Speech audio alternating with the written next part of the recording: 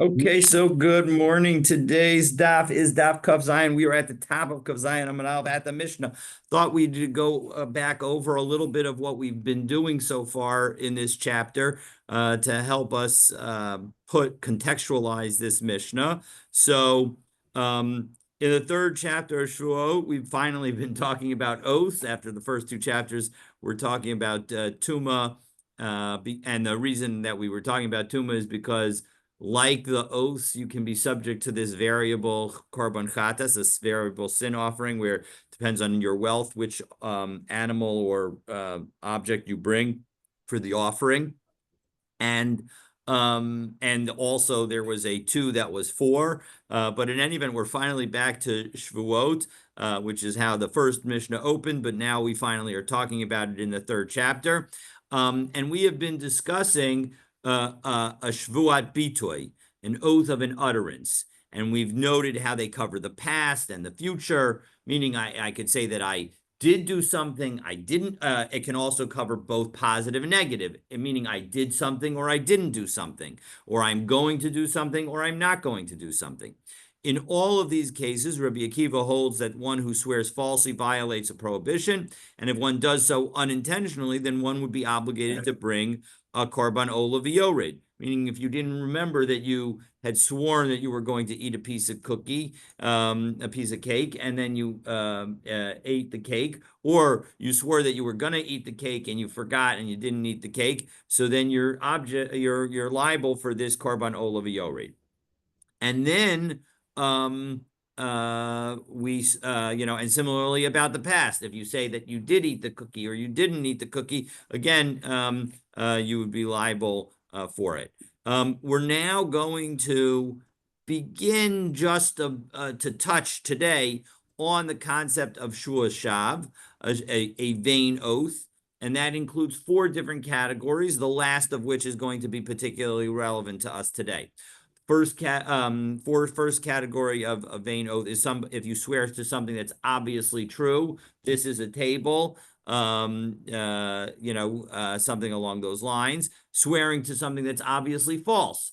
This table is made of gold. Again, that would be a vain oath. Swearing to do something that's impossible is the third category. I swear I'm going to flap my arms and fly to the moon. That would be obviously not something that you should say. And then finally, the fourth category of vain oath is swearing to violate a mitzvah. So now, as we pick, but I saw that you had a question. Will we or will the Talmud have a discussion on an oath that's made to yourself privately, uttering not out loud? Yes, and actually. An oath that's made publicly, or did we discuss that already? I think we may have just covered the fact because that there's huge differences in that. In general, I thought that we covered that this weekend. I thought that we covered that this weekend, that you actually it has to leave your lips. I'm gonna have to find it. Right. So I will double check that. I thought that either it's in today's daf or we covered it this weekend, because I definitely remember having done that. But I'll try and find it and address that, God willing, tomorrow. So you'll have to come tomorrow, and we'll okay. God willing. All right. So let's take a look. So let's open up with the top of Kaf Zayin Amud Aleph with the Mishnah. So nishba levatel is a mitzvah. If you swear that you're going to nullify a mitzvah. So below vitel, but then you don't actually do it. So you say that you're not going to, shake the lulav. You say you're not going to do something that's a mitzvah, but then you actually go ahead and you do it. So you violated your oath, but you've done the mitzvah. So putter, you're exempt. You're exempt from the violation of the oath. L'kayim, if you say that you're going to fulfill a mitzvah. Below kiyim, if you say that you're going to bench after you eat a meal and you don't, so then patur, also you're exempt. Shahaya bedin. Now shahaya bedin sheyeh chayav. Now there's an argument that we will see that you should be liable. Kedivrei Rabbi Yehuda ben Beseira, as Rabbi Yehuda ben Beseira says, and now we get Rabbi Yehuda ben Beseira's statement. Rabbi Yehuda ben Beseira ma'im harishus she'enu mushba alav mehar Sinai harehu chayav alav. So when it comes to a voluntary action, which we do not have any obligation to do from Har Sinai, and yet if we swear and we violate the oath, we'll be liable. Mitzvah shehi mushba Allah mehar Sinai. When it comes to an oath for which we have already been made ourselves obligated from Har Sinai to do, Eino din she'eh chayav aleh. Certainly we should be liable for such an oath to fulfill a mitzvah, and then we don't fulfill it. So Amru, the rabbi said, no, that logic isn't good. Lo, Amru im amarta b'shuas harishus. When it comes to an oath regarding something that you're allowed to do, shekain asav lav kahain, where you could either swear to do it or to not do it. Tomar b'shuas mitzvah. But when it comes to a shvuah regarding a mitzvah, shelo asava lav kahain, you don't have the ability to say that you're not going to do it, just as you're going to do it. So as a result, she'im nishba levatel lo videl patur, because we saw in the first line of our Mishnah that if you swear to nullify a mitzvah, to violate a mitzvah, and you don't, you are exempt. It's not a good swear, so not a good oath. So the point is that you need, and we're going to see in general, we're going to see one exception very shortly to this rule, but in general, in order for an oath to be valid, it needs to be possible to both swear that you're going to do it and swear that you're not going to do it. So, Tana Rabbanan. So now the Gemara quotes a brisa that provides the Torah support for our Mishnah. Now, this is going to get a little complicated. We're going to follow Rashi's explanation, and so let me outline a couple of points that are worth noting. The Torah itself says this language of lahara ulahetiv, that it says onevesh kisishava levate v'sfazayim, that if somebody who utters an oath with his lips, lahara olahetiv, either to do bad or good, and we're going to see what that means, and I'll explain that in a moment. L'chol asher yivate, anything that he uttered, hadam b'shvuah, the person with his oath, v'ne'elam mimenu, and then he forgot it, v'hu yada, and then he knows, v'ashem la'achas me'ela, and he has become guilty of doing one of these things. So the point is that then it goes on to discuss. This is Vayikra Perek Hey Pasuk Dalid. It then goes on to discuss what it is, what the korban is for the korban olav yored that one makes if one has this false oath. This is at the end of Parshas Vayikra. So the point is that what does it mean to do good or bad? And we are going to effectively have two meanings. One is that to do good means to affirmatively do something, to eat, for example. That will be our main thing. And because eating is something that's generally good for you. And ra means to not do something. So it means, so for example, to not eat. So there are going to be times where eating is going to be so in general, we're going to say eating is good and not eating is bad. And on the other hand, there's also the aspect of, is it good long-term for you or is it bad long-term for you? And so there, the question is there a sin that's involved? So if there's a sin that's involved, that's going to be bad. If there's a mitzvah that's involved, it's going to be good. Again, if you do the mitzvah, and if you don't do the mitzvah, then it's going to be bad. So those are the two concepts that we need to understand as we go through what we're about to do. So again, this is a brisa that's going to support the point that if we make an oath with respect to a mitzvah, whether it's to do the mitzvah or not to do the mitzvah, we're going to end up saying that you are exempt. So, Tanarabban, Yachal Nishba Levatel Es HaMitzvah V'lo Vitel. I might have thought that if you swore to violate a mitzvah and you didn't do so, Yehei Chayiv, you would be liable. Talmud Lomar Lehara O Lehetiv. It has to be something that you do good or bad. So mahatavas rishus, just as the good needs to be optional, af hara rishus, so too the bad needs to be optional. And so as a result, since it's not optional to violate when you swear to violate a mitzvah, which is bad, and that's not optional, you shouldn't do that. So as a result, that's going to say you're not allowed to make that kind of oath. So otzi nishba levatel as a mitzvah below vitel. So this excludes somebody who swears to violate a mitzvah and does not violate it. Shehu patur, that he's exempt.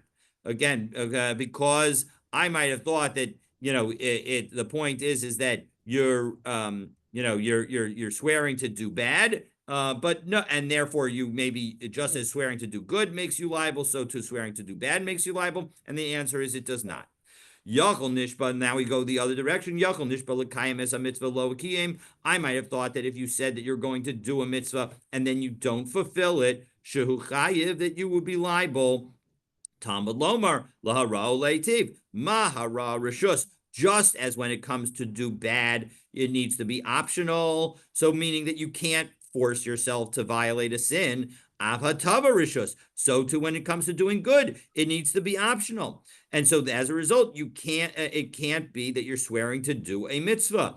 Otzi nishba l'kayim es a mitzvah lo kiyim. So it comes to exclude somebody who swears to fulfill a mitzvah and doesn't fulfill it, shehu patur, that person is exempt. So now we have an interesting piece continuing this brisa that talks about other categories of situations where we might have thought one way or the other. So yakol nishba lahara la'atzmo below hera. I might have thought that if you did harm to yourself and you swear that you're going to do harm to yourself and then you don't do the harm, yakol yehe patur, that you would end up being exempt. Talmud lomar lahara leitiv. So again, it says that you have to do good or bad. Mahatava rishus, just as doing good has to be optional. Afhara rishus, so to the bad needs to be optional. So now, and here, right? And here we're suggesting that here the doing the bad is optional, and so as a result, avi nishba lahara la'atzmo v'lo lahera. So as a result, this includes one who swears to do harm to himself, and he doesn't do harm to himself. Shaharush b'shus biyado. He has the ability to do so. So Tosos here says that this Gemara must be following an opinion. If we take a look at the Tosos 1, 2, 3, 4, 5th Tosos, avi nishba lahara Kule hach bava, this entire case, lo tzricha, we don't need ella ashma'ina except to teach us the adam rishai lichbal ba'atzmo, that depluktehi b'chav chovel, that in fact one is allowed to injure oneself, according to Tosos's understanding of this Gemara. The Ran, however, very much disagrees and says that no, it's not about whether or not you can or cannot harm yourself. The question is whether it's an explicitly commanded thing in the Torah. And although one is not allowed to harm oneself, and to cut oneself or do other things that would harm oneself, that prohibition is not explicit in the Torah. The prohibition of harming others is explicit in the Torah, but the prohibition of harming oneself is not explicit in the Torah. And so the Ran says that the Gemara, really can even follow the view that says that one may not harm oneself, but the oath can apply in this case because the prohibition is not explicit in the Torah. So that's how the Ran would explain this, and thereby still say that it's that you might have thought that because it's a sin to harm oneself, you would not be allowed. The answer is that if you swear to harm yourself and you don't do it, you are actually going to be liable for violating an oath. Okay, and so and similarly, the opposite will be true as well. If you swear to do good to yourself and then you don't do the good thing for yourself, you will also have violated the oath. So yakol nishba lahara la'acherim below hera. Well, what about harming others? What if you swear to do harm to somebody else and then you don't do the harm? Shia chayiv. I might have thought that you should be liable. So Talmud Lomar lahara o lehetiv. It has to be good and bad have to be the same. Mahatavas rishos, just as doing good is considered optional, meaning that if you swear to do, if you want to do something good to somebody else, you have the option to do it, and you have the option to not do it. Avhara rishos. So too, the wickedness or the bad thing that you want to do to somebody else has to be optional. Otzin nishbala rala chemrim below hera. But so that comes to exclude somebody who swears to do wicked, to do something bad to somebody else, and then doesn't do it. Because he doesn't have permission from the Torah to do something bad to somebody else. So, and Tosos highlights that this really is not. This is sort of already covered by our original two statements, because we already said at the beginning of this brisa that in fact, if you swear to violate a sin and then you don't violate it, you're not covered because it's not optional. So Tosos tells us in the next Tosos, nishba lahara lacherim hach baba. This case nami lo tzricha, we really don't need it.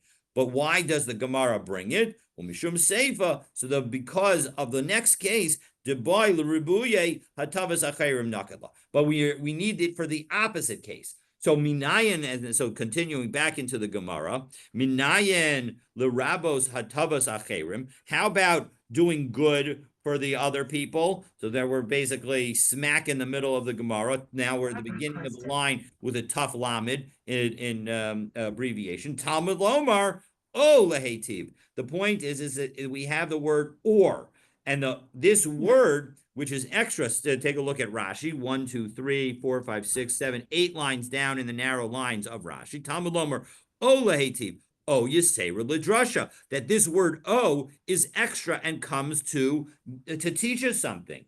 So as a result, the point is that even ordinarily, you have to be able to swear both the positive and negative something. And when it comes to lehetiv, you might have thought that you can't swear the positive and negative of that object, because you can swear to do good, but you can't swear to do bad. And so as a result, maybe you might have thought that if you swear to do goods for somebody, you would also not violate the oath if you didn't do it, because you don't have the possibility of swearing to do bad. So the word "o" comes to teach us that even so, this is considered a good oath. And so as a result, swearing to do good for others is something that you could swear to and would be considered a valid oath.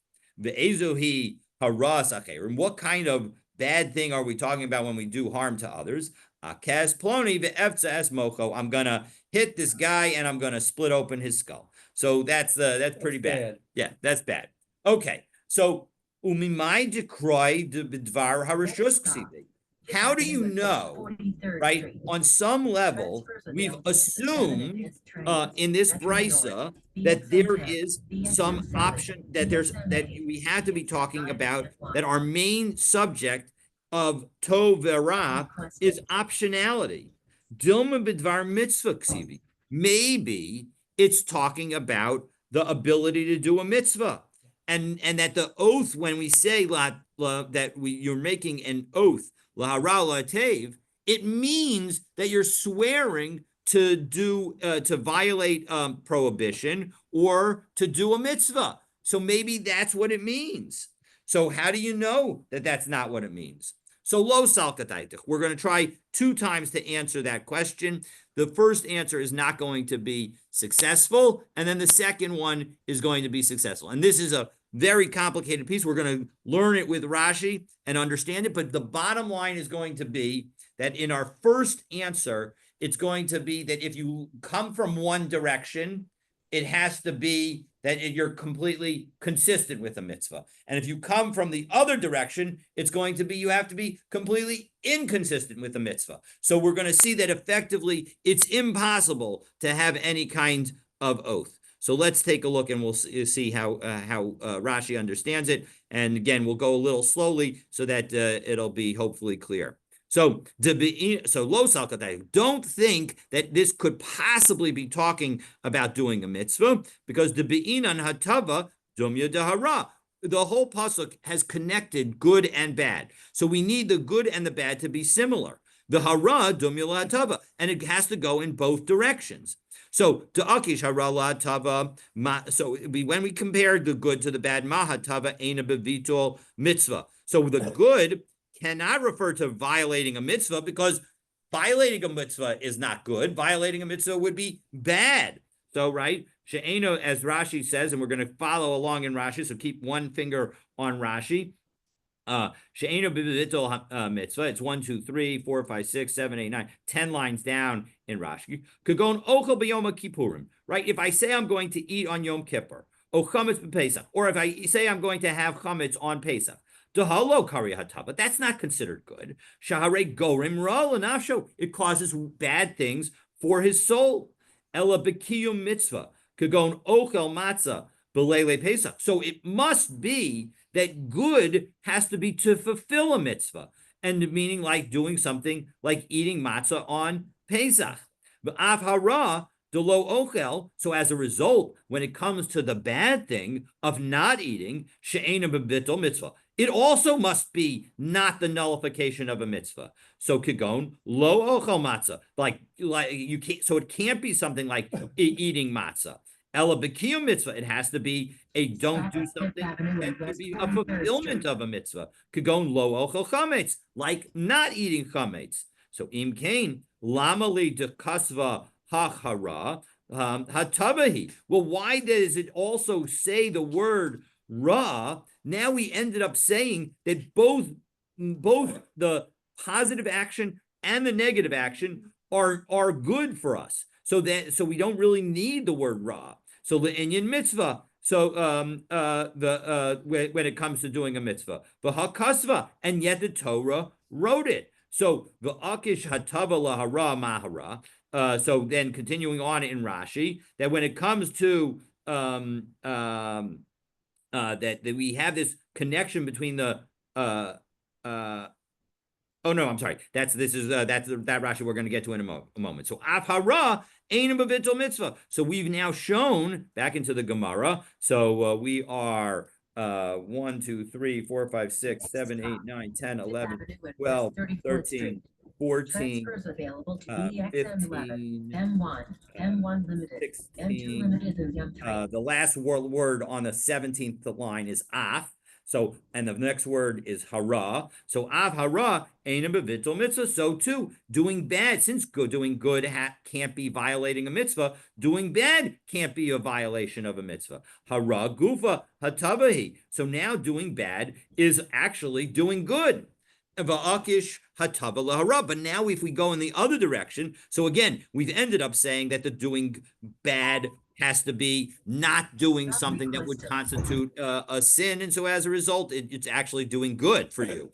Va'akish hatava lahara. And now we go in the other direction. Doing good needs to be similar to doing bad. Mahara ain't a b'kiyum mitzvah. So just as doing bad can't refer to the actual doing of a mitzvah, as Rashi says, "Va'akish hatava lahara ma'ara delo ochel she'eno b'kiyum mitzvah." So when we say that you're not eating and it has to be not the fulfillment of a mitzvah, it means kigon lo ochel chametz b'Pesach dahi lo hara mikre, that can't be considered bad inyan mitzvah when it comes to a mitzvah. So av hatava ain't a b'kiyum mitzvah. So too when it comes to the doing good, it can't refer to the doing a mitzvah. So afatava de ochel she'enu b'kiyum mitzvah kigon ochel matzah. It can't be something like eating bread. Ela bevitol mitzvah. It must be some kind of nullification of a mitzvah. Kigon ochel chametz b'Pesach, like eating chametz on Pesach. V'im kain hatava zuhara he. So now the good is the bad. V'hakasva, and yet we've written it. So as a result, the point is that by writing good, I might have thought that the good means to do a mitzvah, and bad would mean, even though it's not in the Torah, and bad would mean to avoid doing a sin, which is also good. And now that it wrote good, it also wrote bad. I would think that would cover. That means doing something that would be a sin. And so as a result, when we say that it's good, it has to be something that would cause you to sin also. So effectively, what we've ended up saying that there's no way to understand these two phrases, because in one direction it's telling you that you've got it, that the oaths that are covered are oaths that are all consistent with the Torah, and in the other direction it's telling you that the oaths all must be inconsistent with the Torah. So that's the way we're understanding. But ihachi. So now, if so, bidvar harishos nami lo mishkachas la. But 1 second, what we've just done is said that if you go in one direction, it has to be one way, and if you go in the other direction, it has to be the other way. But if you use that same logic and say, if you go in one direction, it's got to be good for you, and if you go in the other direction, it's got to be bad for you, well, then even when it comes to optional items, you've effectively canceled everything out, and the verses can't refer to anything. So your whole logic needs to be thrown out. And indeed, that's exactly what the Gemara does. So notwithstanding that very complicated logic that goes in both directions, we now say, oh, you know what? You're right. That doesn't work. The answer can't be that. Ella miditzrich oh l'rabos atavas acherim. Oh, remember the very end of that brisa, not the part about breaking the guy's head open, but rather the part about the word telling us that it's that just that you can't, that an oath to do good to somebody else is a valid oath, even though you can't swear to do bad to somebody. But if in fact shma mina bidvar harishus ksivi, that whole logic has to be telling us that the whole situation that we're talking about in this brisa is where we're dealing with a voluntary action. Because if you were going to say that the pasuk is talking about doing a mitzvah and not doing a mitzvah, well, then it would be telling us that an oath to harm somebody is a valid oath. And if you tell me that an oath to harm somebody is a valid oath, well then, hatavas acherimi, boy, do you need to teach me anything special about doing good to somebody else? Of course, doing good to somebody else would be considered a valid oath if doing bad to somebody else is considered a valid oath. So it must be that the entire brisa and that the pasuk is talking about a voluntary action. Because if it wasn't voluntary, we wouldn't need the word "o" to teach us that you can make an oath to do good for somebody else. Now, but 1 second, don't the word "or" for another purpose? Meaning, let's take a look at Rashi. Rashi does a nice job in explaining this. 1, 2, 3, 4, 5, 6, 8 lines from the bottom of Rashi. If it had said to do good and to do bad. Now, remember that the letter vav, of which ordinarily means and, can often in the Torah mean or. Right. So if it said to do bad and to do good, havamina, I might have thought ad demishkaba atarvayu, that you would need to swear 2 things. You would need to swear a good thing and a bad thing, and only if you swore both and violated both, only then would you be liable, is the hava amina. And so as a result, that's why we need to say the word or, to be very clear that doing either one individually would be a problem. But no, l'chalek lo tzarich kra. You don't need, the Torah doesn't need to tell us the word or explicitly. Well, hanich Rabbi Yonasan. That works according to Rabbi Yonasan, who we're going to see in a brisa that we're about to quote, says that you don't need the word or to tell us that 2 things are optional, and that we only say that you need to do both of them if there's a affirmative statement in the Chumash that says it means both. But Elul Rabbi Yoshia, Rabbi Yoshia in the brisa that we're about to quote says that you do need something in the Torah to tell us the word or. What can you say? Titania, after all, we have the brisa. We've seen this brisa a few times. The most recent time we saw it was in Sanhedrin, Daf Pei Hey Amud Bet. Titania, Isha Sher Yikalelas Aviva Esimo, if somebody curses his father and his mother. Now, we're going to understand that as meaning or his father and his mother. But ein li ela aviv ve'imo, I might have thought that it means the father and the mother, that you have to curse both. Aviv v'lo imo, imo v'lo aviv minayin. How do I know that it means either one of them? Talmud lomar. Well, it's because aviv ve'imo kilel. The pasuk at the end, right? The beginning of the pasuk is asher ish asher yikalel es aviv es imo. So there, yikalel is right next to aviv, and at the end of that same pasuk, it says aviv imo kilel. His mother, his father, and his mother, he is cursed. And in the end of the pasuk, it connects it to ties imo right directly with kilel. So aviv kilel, imo kilel. It's either one. Next stop, So different Rockland Rabbi Richmond Yoshia. Street. So here's Rabbi Yoshia. Transfers This is available Rabbi to the Yoshia, six, who we N, just Q, noted, R, and says W that if trains. you don't have the word or, we won't know that it doesn't mean both. If it said leharav ulahetiv, I might have thought that you need to have an oath that does good and does bad. Okay, and only if you violate that are you going to be liable. So Rabbi Yonasan Amar, but Rabbi Yonasan says no. Mashma shneim ke'echad. When you have it like this, it implies both of them at the same time. And ma'u mashma echad bifnei aspo. It could be both. It could be one. That's just the way you're supposed to read the pasuk. Meaning, es aviv v'esimo could means the father and or the mother. It means whether you do both or one Not or the requested. other. Okay, so now again, our question 5, is on Rabbi Yoshia. How does Rabbi Yoshia understand it? Because he doesn't just read an and in an or into the word and. So ad sheyifrot l'cha hakasav yachtav. And I'm sorry, this is now we turn to Kav Zayin Amabet, and this is the conclusion of the Brisa and the conclusion of Rabbi Yonasan's statement, where he says that the only time we will not say that it means both or either is when the Torah explicitly says that it means that both of them together. And so as a result, again, according to Rabbi Yoshia, the word or is not implicit. So afilu teim Rabbi Yoshia. No, you can actually say that that it even goes according to Rabbi Yoshia, and the word o or is extra. Why? Because Savar Laka Rabbi Akiva. He thinks like Rabbi Akiva.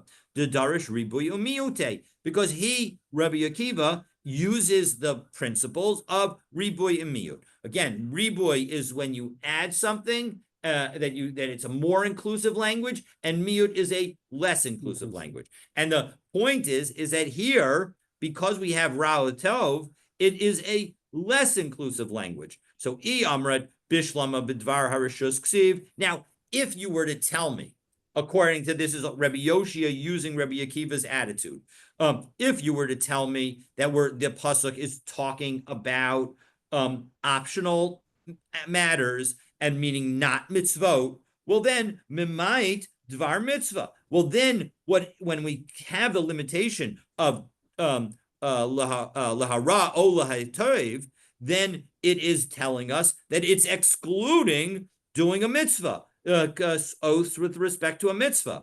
But but if you're telling me that this pasuk is talking about mitzvah related oaths and that those are considered valid oaths, you wouldn't have anything that you would be coming to exclude. And so as a result, with nothing to exclude, it makes no sense. So as a result, it must be that the thing that the pasuk is talking about is optional. And so as a result, now, because we would be able to know that we're talking about something optional, even if we didn't have the word O, now that we have the word O, it can tell us that actually, when it comes to swearing to do good for somebody, even though you cannot swear to do bad for somebody, we're going to say that that is a valid oath.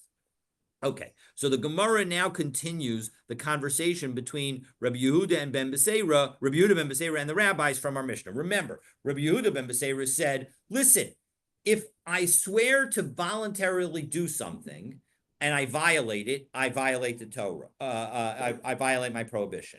But I never swore. I didn't have on me an obligation in the beginning. But now, when it comes to swearing to do a mitzvah, I already had an obligation. So shouldn't I certainly be covered by the oath in that situation? And the rabbis responded, I don't understand. You can't do the negative, so therefore the positive doesn't work. So the Rabbanan Shapir, so Amar Rabbi Yehuda ben Beseira im Harishus. So then that's the quote from the Mishnah. And the Rabbanan Shapir Kamri lay the Rabbi Yehuda ben Beseira. It seems like the rabbis had a good response, meaning if you can't do the positive, if you can't do the negative, then the positive should also not be an oath. So Rabbi Yehuda ben Beseira Amarlach, Rabbi Yehuda ben Beseira would say back to you, but doesn't the fact that you can swear to do good for other people show that what you're saying, the rabbis, is wrong? Lav afal gav delesa bichlal haras acherim. But isn't it true that, when it comes to harming somebody, you're not allowed to do it. It's not considered an oath. And so as a result, the Rabbi Rachmana, and yet here the Torah says that when it comes to doing good for somebody, it is considered an oath. So hachinami became a mitzvah. So we can say the same thing when it comes to fulfilling a mitzvah. Mitzvah, even though you're not allowed to swear to violate a mitzvah, ribuya rachmana, the Torah comes to include doing, that swearing to do a mitzvah is considered a valid oath. So, that's a good argument too. So, v'Rabbanan, what do the rabbis say back to them? No, hasam ise below etiv. There is a way that you can swear to not do good when it comes to somebody else, because you can swear that I'm not going to benefit. It's the opposite of not doing good for somebody, is not doing bad for them. It's just saying that you're not going to do good for them. And so as a result, there is a way that you can have a quote unquote negative oath with respect to doing good for somebody else. And so as a result, that is not a good counter proof. And as a result, we continue to believe that you need to be able to offer both. And as a result, hacha mi isa below kayim. But when it comes to swearing with respect to a mitzvah, is there any possibility of saying that you're not going to fulfill the mitzvah? No, there is not. And so as a result, that doesn't work. And so the rabbi's response to Rabbi Yehuda ben Beseira is a good one. And again, we reject Rabbi Yehuda ben Beseira's perspective. Okay, so the next Mishnah adds another oath that doesn't count, namely a repeated one.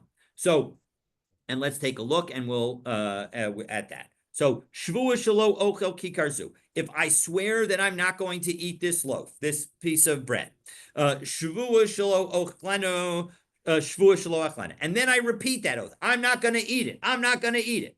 Okay, v'acha, and then I eat it. Eino chayev ela achas. I am only liable for one oath. I am not liable for the repetition. Okay, now this makes sense on some level, because what are we saying in connection with mitzvah? If it's a mitzvah, I've already effectively sworn from when I was on Har Sinai. And so as a result, if I repeat an oath, it's also like I've already sworn. So the point is it's not a valid oath. So Zohi Shvuas Bitoy. This, by the way, and this on some level, it goes back on all the Mishnayos that we've been talking about. All of the discussion that we've had so far is all about an oath of bitoy, an oath of utterance. Shechayvin al zedona makos, that if you do it intentionally, you are going to be subject to lashes. V'al shegasa, and if you do it inadvertently, karban olav yored, you'll be subject to the variable sin offering, namely a karban olav yored. Okay, so, and Shvuas Shav, we're now going to also talk about Shvuas Shav, and you can argue, in fact, as we've seen, the Shvuas Shav that we've already begun to introduce is an oath that regarding violating a mitzvah, is one example of it. So Shvuas Shav is a vain oath. Chayavin al zedona makos. You're going to be liable for for lashes if you intentionally violated. But if you do it accidentally, you're not going to be subject to any sin offering, not a chatas, not a karban olav v'yorei.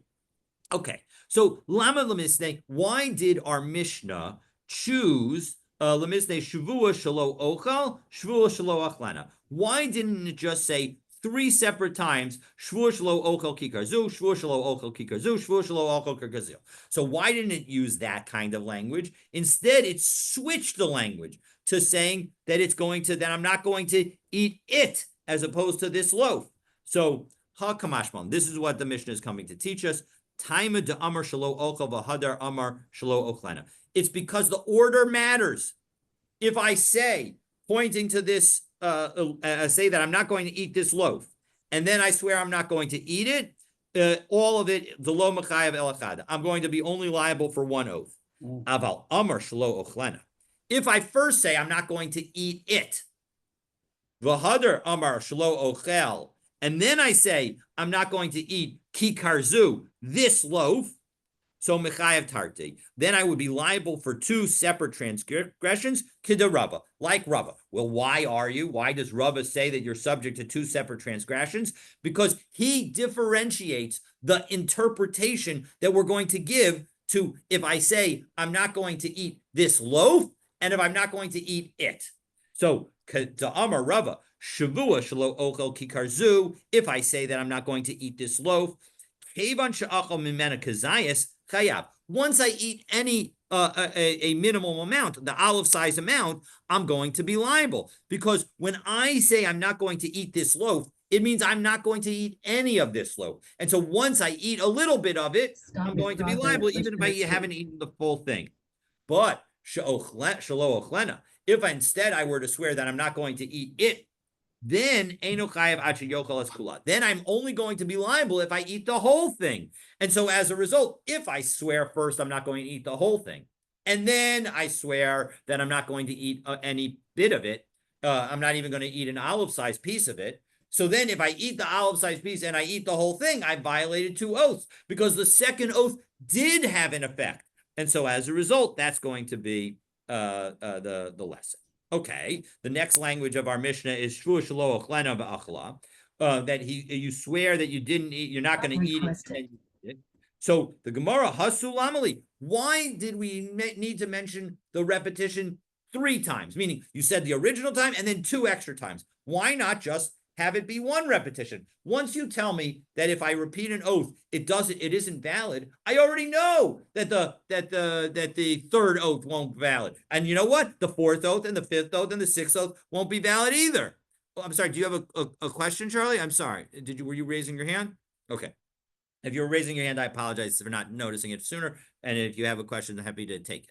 So hakamashmalan. This is what the Mishnah is teaching us by repeating it multiple times. There's no liability for having sworn the 2nd time and the 3rd time. Hashvua ika, but you actually have made an oath. So ravcha, because if there's a way that it can find a place, chayla, then it will take effect. So lamai hilchasa, when would it impossibly have a effect? Where is that situation? Likid de Rava, like Rava says, to Amar Rava, she'im nishal al rishona, if you make several oaths and you get an exemption, and you ask a shaila to a rabbi, and petition for its annulment for the first oath. Also, lo shniya tachta, even though originally when you swore the 2nd oath, it was nothing because it didn't have any real effect because the 1st oath already took effect, and so you're only going to be liable once. If you get an exemption from the 1st oath, well, now all of a sudden the 2nd oath can take effect, and so you'll be liable for the 2nd oath.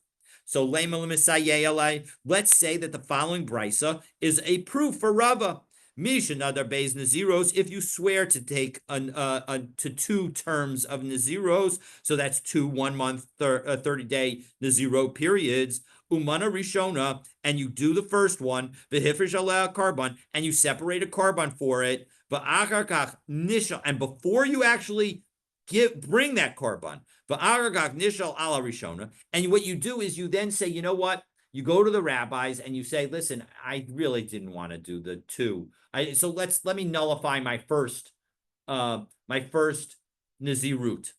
right? And so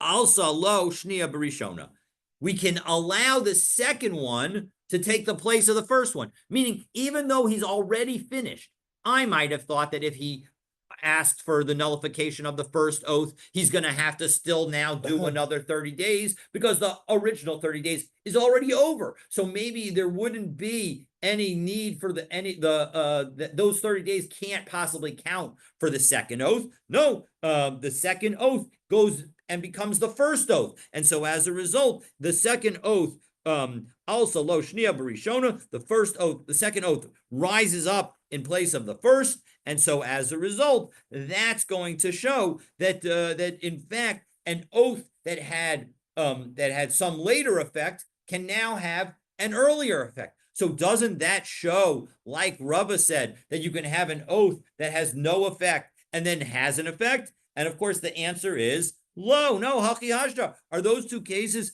comparable? They're not comparable because hasam nazirus mia isa. There was still going to be a second period, meaning if he never underdid his first oath, he was still going to have to observe a second 30-day period of Nazirut.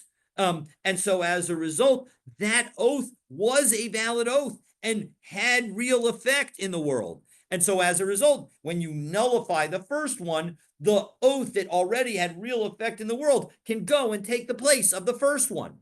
But so to Kimani Rishona. So when he's counted for the first one, by Mahadar Mimna Lishnia below Shela, he if he didn't undo the first, he would have to count the second. But hacha Shevuot shenia mi isa klal. But the second oath in our case, when you say I'm not going to eat this cookie, and then you say I'm not going to eat it, I'm not going to eat it. So the second and the third oaths had no impact whatsoever in the world. It had no obligation, no liability, nothing. And so as a result, maybe that's different. Maybe in that case, because it never had any effect, it will never have any effect. Now, even though we didn't prove Rava from this brisa, we should note that the halacha still follows him. So we haven't brought a proof, but that doesn't mean that his position is wrong. It's just that we can't bring a proof for it. So we've now we're again continuing to analyze Amoraic statements, specifically those of Rava, and we're going to have now another teaching of Rava to analyze. But for that discussion, stay tuned for tomorrow's daf. And God willing, I'll have an answer for the question of where we saw that it has to actually be explicitly oral. Okay. Have a great day, everybody. Talk to you soon. Bye-bye.